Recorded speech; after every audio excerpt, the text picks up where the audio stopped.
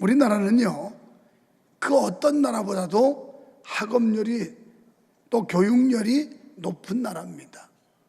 그래서 부모는 먹지 못해도 자녀는 가르치고, 부모는 고생을 해도 자식의 삶은 미래를 아름답게 만들어주기 위해서 교육을 시키는 나라입니다. 또한 선생님이나 부모님을 임금님 섬기는 마음으로 존경을 다 해왔어요. 우리 어릴 때 초등학교 아이들에게 너는 꿈이 뭐냐? 가장 많이 되고 싶어 한 게 선생님입니다. 그만큼 선생님을 존경했고요. 또 아버지들은 가정에서 임금님처럼 존경을 받았습니다. 그래서 새벽에 아버님의 헛기침 소리만 나도 잠자던 자녀들이 벌떡벌떡 일어났습니다. 그러던 것이 임금님 권위가 땅에 떨어지면서 도미노 현상을 빚고 있습니다. 학교에서 선생님들이 자타에 의하여 지식 노동자로 전락하였고, 가정에서는 아버지가 자녀들에게 무시당하는 세상이 되어버렸습니다. 우리는 잠시 멈추어서서 생각해 보아야 합니다. 이대로 가면 이 나라가 어떻게 될까?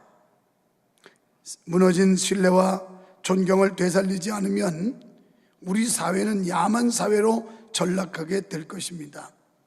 이제 이해와 신뢰를 보내며 격려하고 존중하는 사회적 풍토를 만들어야 할 때입니다. 이것이 가정에서부터 시작되어야 하고 학교에서 이러한 교육이 잘 연결해야 합니다. 그렇게 되면 사회적 상식과 문화로 꽃피워지게 될 것입니다. 저는 신뢰와 존경을 높이기 위해서 먼저 간단한 말부터 바꿔야 된다라고 생각합니다. 이제는 선생이 아니라 선생님으로 호칭이 되어야 합니다. 기성세대들이 야 아무개 선생, 니네 선생 오늘 잘 가르쳤냐? 이러는 선생님에게 그 자녀가 올바른 교육을 전수받을 수 없습니다. 교회에서 호칭도 마찬가지입니다. 목사, 장로, 권사, 이들이 더 이상 목사, 장로, 권사가 아닌 목사님, 장로님, 권사님이라는 호칭이 붙어야 됩니다. 요즘 교인들 보면 아주 보리쟁이가 없는 그런 성도가 참 많습니다. 그래서 목사 이름 부르는데 이웃집 친구 이름 부르도 돼요. 그러면서 평신도인 성도들이 뭐라고 그러냐면 그 아무개 목사 말이야, 그 아무개 목사가, 마치 지나가는 이웃집 애 이름 부르도 돼요. 이게 오늘 교육의 큰 문제입니다. 우리는 스승이 부족하고 실수투성일지라도 그 권위를 인정하는 것이 제자로서 마땅한 도리입니다. 스승은 올바르게 자라도록 제자를 가르치는 분입니다. 원래 스승이라는 말의 원어는 가르치다, 교육시키다의 뜻도 있지만, 그러나 이사야 6장 9절에 보면 이해하다, 깨닫다는 뜻도 있습니다. 그래서 스승이라는 말을 쓸 때에는 꼭 가르치는 교사만 말하기보다는 자기 인생에 지대한 영향을 끼쳤던 분들, 이분들을 스승이라고 그래요. 삶의 철학을 심어주고 인생의 여러 가지 의미를 부여해 주었던 이런 사람들, 비록 학교 선생님이 아닐지라도 교회 선생님이 아닐지라도 그분은 나의 스승이다, 내 인생의 훌륭한 멘토가 됐고 나의 존경하는 인물이다, 이렇게 자기 롤 모델을 정하게 되는 것입니다. 특히 교회 교역자나 교회 학교 교사는 매우 중요한 영적 스승이라는 사실을 믿으시기를 축원합니다. 사도 바울은 영적인 제자 디모데를 아비의 심정으로 가르쳤습니다. 바울은 내가 내 자신과 가르침을 삼가 이 일을 계속하라고 디모데에게 권면했습니다. 구약의 엘리야와 엘리사는 훌륭한 스승과 제자의 모습을 보여주고 있는데요, 엘리사는 엘리야 선자의 믿음과 능력을 본받기 위해 항상 노력했던 제자입니다. 디모데는 바울로부터 하나님의 일꾼이라 인정받았으며 많은 사람에게 칭찬받는 사람이 되었습니다. 그러면 부모, 스승, 교사로서의 교육의 방향은 무엇일까요? 첫째 1절로 5절에서 서로 짐을 나누어 지라는 것입니다. 옛날에는 학교에서 아이들의 인성교육과 지식교육을 함께 담당했습니다. 그래서 선생님들이 참되거라 바르거라 하고 가르쳐 주었습니다. 그때는 부모님들의 학력이 낮았고 인성교육을 시킬 만한 부모가 많지를 않았습니다. 그러나 이제 가정과 학교 그리고 사회가 함께 인성교육의 연계성을 가지고 교육을 행해야 할 때가 되었습니다. 오늘날 부모님들의 수준은 매우 높아졌습니다. 이러한 고급 인력 부모님들이 가정에서 자녀들의 선생님이 되셔야 합니다. 더불어 사회가 자라나는 자녀들의 학교가 되어야 합니다. 신앙교육은 교회에만 맡겨서도 안 됩니다. 그리고 여러분 자녀의 신앙교육을 교회 학교 선생님에게만 책임을 떠넘겨도 안 될 것입니다. 2절에서 서로 짐을 지라는 말씀은 형제의 잘못을 비난하지 말고 공동의 책임을 지라는 말이에요. 우리가 교회 생활하면서도 마찬가지입니다. 어떤 책임을 전가하여 일방적으로 몇몇 사람들에게 책임을 떠넘기기보다는 우리는 연대의식을 가지고 모든 사람들이 연대적 책임을 질 수 있어야 된다는 겁니다. 여러분이 진정으로 명성교회 교우라면, 이 교회에서 몸을 담고 함께 신앙생활하는 성도라면 우리는 교회를 위해서 희생도 감수해야 될 것이고 교회를 위한 헌신과 충성과 봉사도 유발되어야 한다는 것입니다. 그래서 우리는 이 무거운 짐을 몇몇 사람들에게 지우는 게 아니라 이 짐을 나누어 질 수 있어야 된다는 겁니다. 그래서 오늘 본문은 짐을 서로 나누어 지라고 말씀합니다. 오늘 교육도 각각 분담하여 책임을 함께 져야 된다는 겁니다. 교회는 여러분 자녀의 신앙교육을 책임져야 될 것이고 교회 학교 교사 선생님들은 선생님으로서의 역할과 사명을 다하여 아이들에게 지대한 영향을 끼쳐 주어야 합니다. 그리고 말씀을 가지고 양육하는 교육자들도 역시 영적인 스승으로서 여러분에게 많은 도움을 줄 수 있어야 합니다. 그리고 세상 학교에서도 역시 존경받는 스승으로, 신뢰받는 스승으로 선생님들의 역할을 다해 줄 때 우리 사회는 밝아질 수 있고 우리의 미래는 아름답게 만들어지게 되는 것입니다. 두 번째는 좋은 것을 함께 해야 됩니다. 자녀 교육을 담당하는 학교 선생님들과도 좋은 것을 함께 해야 됩니다. 즉 공유해야 된다는 말입니다. 모든 좋은 것을 함께 하라는 말씀은 모든 즐거움을 함께 나누라는 말이에요. 작은 것이라도 나누며 함께 할 때 고통도 슬픔도 어려움도 이길 수 있는 것입니다. 선행과 나눔을 함께 해야 됩니다. 오늘 우리가 적석에서 네팔에 구제헌금을 보내기 위해서 헌금 주머니를 돌렸습니다. 글쎄요, 미리 예고를 했더라면 더 많이 낼지도 모르지만 그러나 갑작스럽게 우리가 이 헌금을 모으게 됐는데 네팔이라는 나라는 세계 최대의 빈국이에요. 제가 그 나라도 방문해 보았지만 얼마나 못 사는 나라인지 모릅니다. 헐벗고 굶주리는 나라예요. 그런데 이 나라에 죽어라 대지진이 2번씩이나 나서 엄청난 사상자를 냈고 그리고 춥고 배고프고 고통에 빠뜨렸습니다. 비록 우리의 정성이 작을지라도 작은 사랑의 마음들을 모아서 그들에게 전하는 이 나눔의 역사는 얼마나 아름다운 것이 모릅니다. 선행과 나눔을 함께 해야 됩니다. 예배도 찬양도 기도도 함께 하는 것입니다. 함께하는 제사를 하나님께서는 기쁘게 받으신다고 그랬습니다. 시편 133편에 형제가 연합함이 어찌 그리 아름다운고 그랬어요. 우리가 연합하는 거, 성도가 하나 되는 거, 하나님이 보실 때 매우 아름답게 보신다는 거예요. 선하게 보신다는 겁니다. 믿는 사람들은 이처럼 함께할 때 서로 위로하고 힘을 줄 수가 있는 겁니다. 교회 생활하면서 개인주의, 이기주의, 그리고 홀로주의, 나 혼자 내 믿음 지키면 되지 다른 사람하고 무슨 상관이야, 내가 다른 사람 거들떠 볼 이유도 없고 도움받을 필요도 없어. 이래서는 안 된다는 말입니다. 함께라는 말에 아주 중요한 의미를 두고 있어요. 함께, 서로, 더불어. 이거 하나님이 기뻐하신다는 거예요.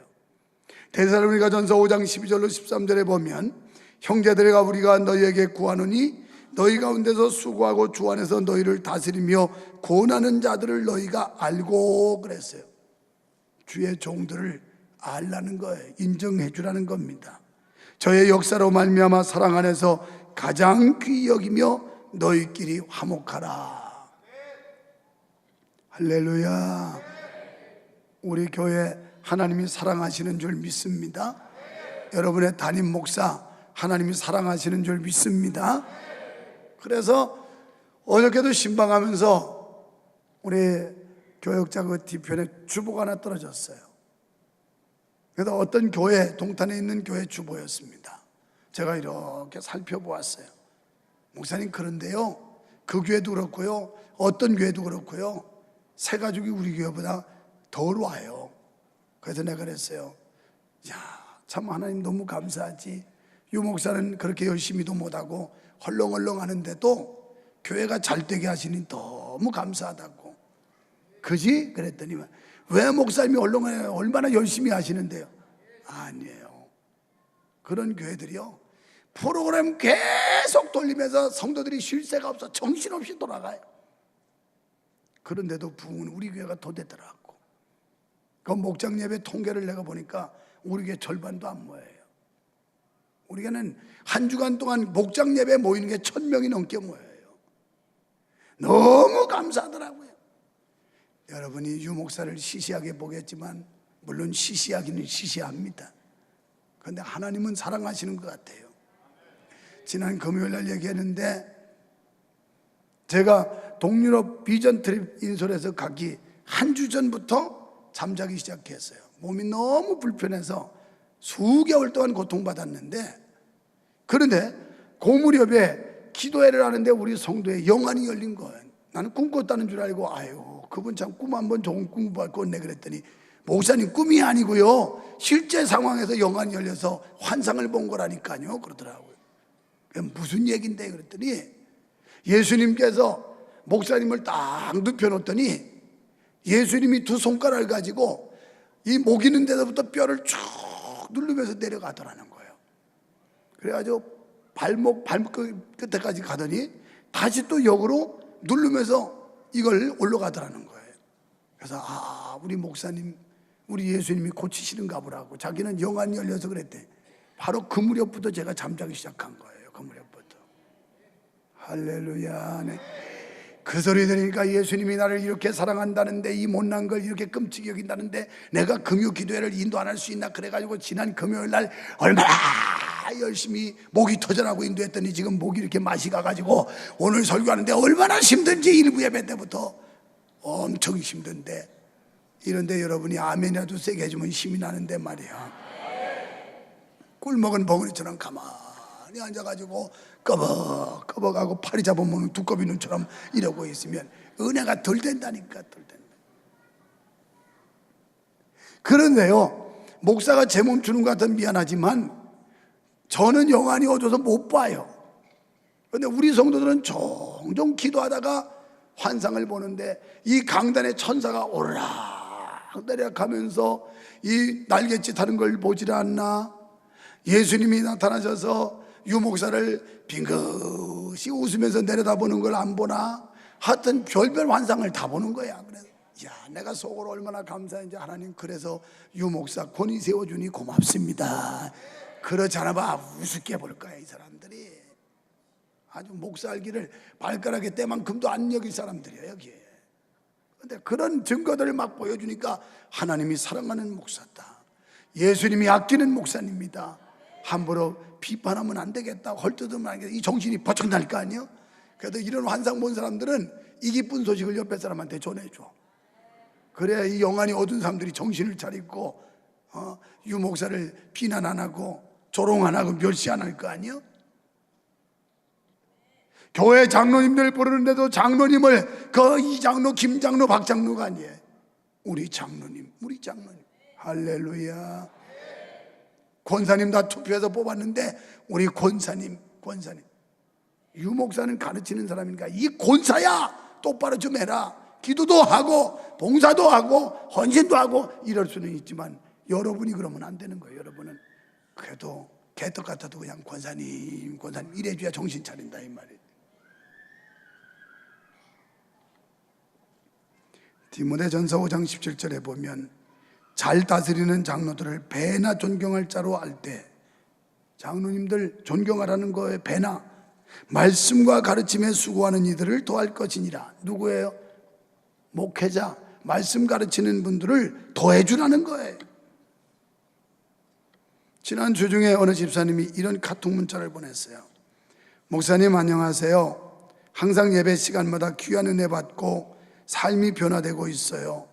주님께서 목사님을 통해 일하시는 모습을 보면서 너무 감사드리고 해외 성전 짓는 사역을 통해서 주님의 일하심과 부어주시는 놀라운 축복에 너무 기쁘고 감사드리고 기대돼요. 늘 감사와 사랑을 전하고 싶어서 마음은 넘치지만 기도로만 전해요. 교회와 목사님 만나게 하심을 늘 감사드리고 두 분 항상 건강하시기를 기도드려요. 기쁨을 감추지 못하고 눈물이 흘러서 문자로 드렸어요. 목사님 사모님 사랑해요. 뭐 이런 매력 정도는 있어야 되는 거 아닙니까? 그랬더니만 아까 2부 예배 마치고 어떤 청년이 목사님 핸드폰 번호 좀 따주세요. 카톡 문자를 보내고 싶어도 번호를 몰라서요. 됐어 내 번호는 공개 안 하니까 담임 목사 번호 주보에도 없습니다. 핸드폰 아름모름을 알아가지고 자꾸 그러는 거지 공개하기를 원치도 않고 알려주지도 않아요. 연락할 사항은 교회 사무실로 다 행정실로 연락하면 다 전달되니까 그래서 안 알려주는데 이 청년이 그거 좀 따주라고 그래서 그냥 마음으로 받을 테니까 됐어요? 그래서 이름 안 가르쳐 줬어요. 여러분 배나 더 존경하라는 거예요. 배나 더. 바울은 성도의 목회자 부양을 일컬어 하나님 안에서 신령한 교제를 나눌 때 사용되는 6절의 그 함께라는 단어가 코이노니아라는 표현을 사용했습니다.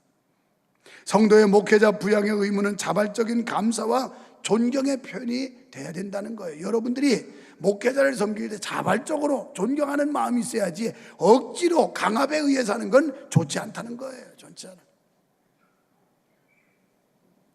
오늘 2부 예배 마치고 났더니 연세 많은 지금 권사님들이 자꾸 그 환자 때문에 기도해 주려고 상담하고 있는데 빙글빙글 돌으면서 자꾸 왔다 갔다 해. 중전마마들이, 할머니 중전마마들이.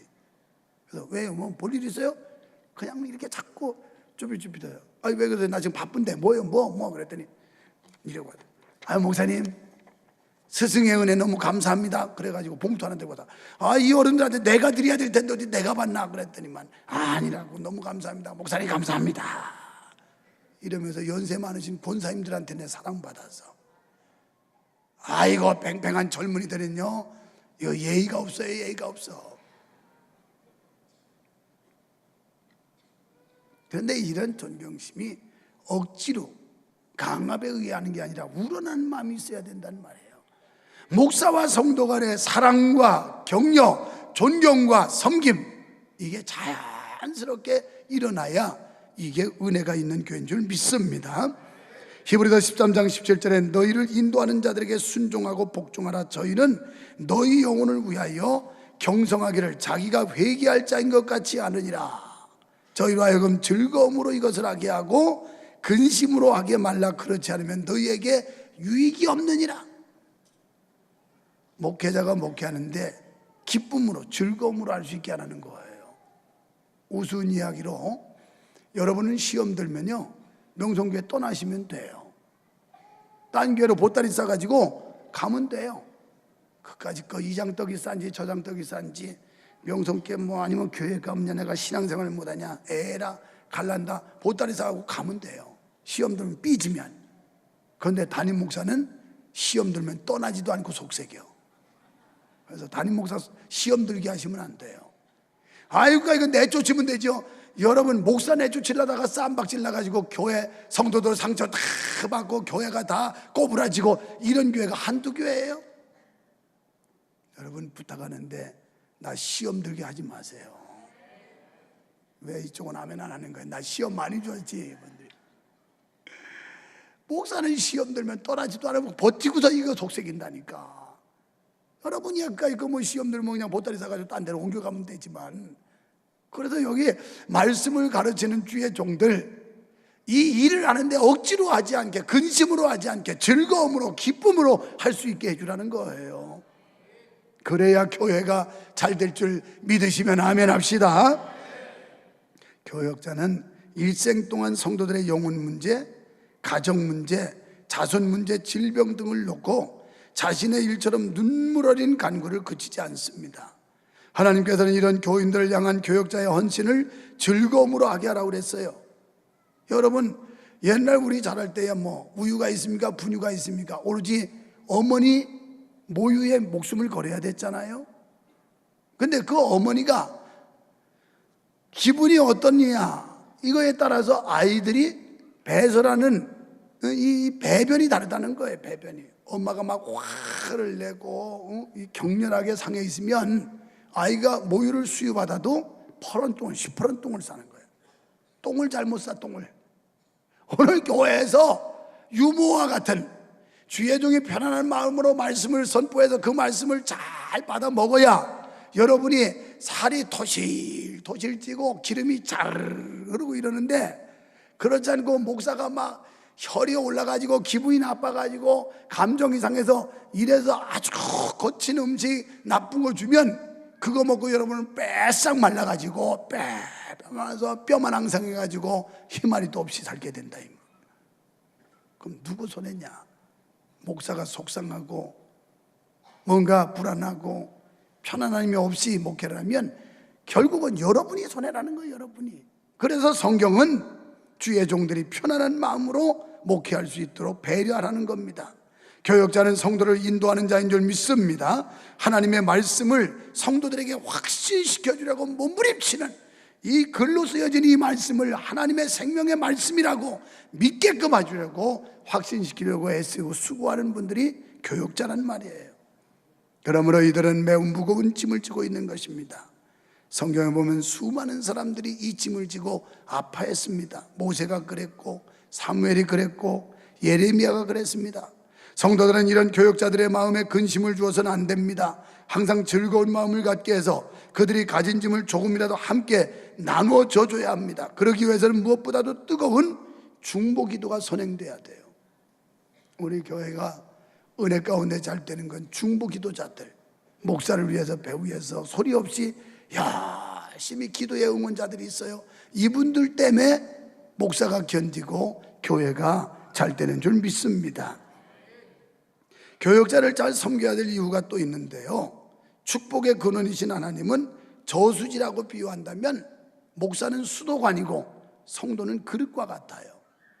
그럼 저 팔당 수원지에서 열심히 물을 이제 수돗물을 만들어서 펌프로 밀어내는데 관이 연결이 되지 않으면 아무 상관이 없어지고, 관은 있긴 있는데 관이 찌그러져 눌려버리면 그 수돗물이 내 그릇에 담아질 수 없는 것처럼, 하나님은 축복이라고 하는 이 펌프를 통해서 계속해서 우리에게 복을 주시려고 미는데, 이게 통로가, 관로가 막혔다든지 관로가 단절됐다든지 그러면 그 축복이 우리에게 올 수가 없다는 거예요.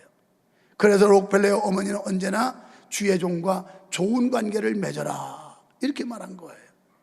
여러분, 목사가 얍살머리였고 좀 얄밉더라도 좋은 관계 가집시다. 좋은 관계. 그게 누구를 위함이냐? 나를 위하는 거예요. 여러분을 위하는 거예요. 우리 피차의 은혜요 축복인 줄로 믿습니다. 이렇게 하나님께 순종하고 부모에게 효도하며 교역자에게 선대하는 자에게 하나님께서는 축복하시는 줄 믿습니다. 하나님께서는 헤아릴 수 없는 축복의 내용을 갖고 지금도 이런 사람들을 찾고 계세요. 성도 여러분, 7절에 보면 무엇으로 심든지 심는 대로 거둔다 이렇게 말씀했어요. 우리는 육체를 위해서 심으면 육체의 그 악한 것을 거두고, 성령을 위해 심으면 영적인 거, 영생을 거두게 되는데, 우리가 이 심는 거 잘 심어야 돼. 좋은 거 심어야 돼. 바로 심어야 됩니다. 영적인 것, 선한 것으로 잘 심기를 축원합니다. 그리고 선을 행하다 낙심하지 마세요. 전혀 예상 밖의 결과가 드러난다 하더라도 속상해하지 마세요. 우리가 때가 이르면 거두리라는 말씀처럼 참고 인내하시면 돼요. 그러면 결국 다 드러나게 돼요. 다 노출이 됩니다. 밝혀지게 되는 거예요. 나는 선의로 심었는데 상대방이 악의로 받아들이는 사람들도 있어요. 교회에서 나는 착하게 했는데 저쪽 상대방이 불쾌하게 받아들이는 사람들이 있다고요. 이럴 때 얼마나 실망스러워요. 얼마나 야속스러워요. 그러나 때가 이르면 거둔다고 그랬으니까 그냥 참으세요. 참아. 화딱지 나도 참아요. 참아. 여러분 마음을 상하게 만들고 불쾌하게 하고 기분 나쁘게 하는 성도 있더라도 조금만 기다려요. 조금만 참고 인내하면 결국 시간이 지나면 다 밝혀져요. 여러분의 의로움이 드러나게 될 줄 믿습니다. 신령한 자들은 서로 짐을 지고 주의 종을 잘 대접하고 선한 일에 힘써야 됩니다. 사랑을 심으면 사랑을 거두게 될 거고, 섬김을 심으면 섬김을 거두고, 겸손을 심으면 겸손을 거두게 될 줄 믿습니다. 사랑하는 성도 여러분, 여러분 모두가 영적인 것, 성령의 기뻐하시는 삶이 되도록 힘쓰시기를 주님의 이름으로 축원합니다.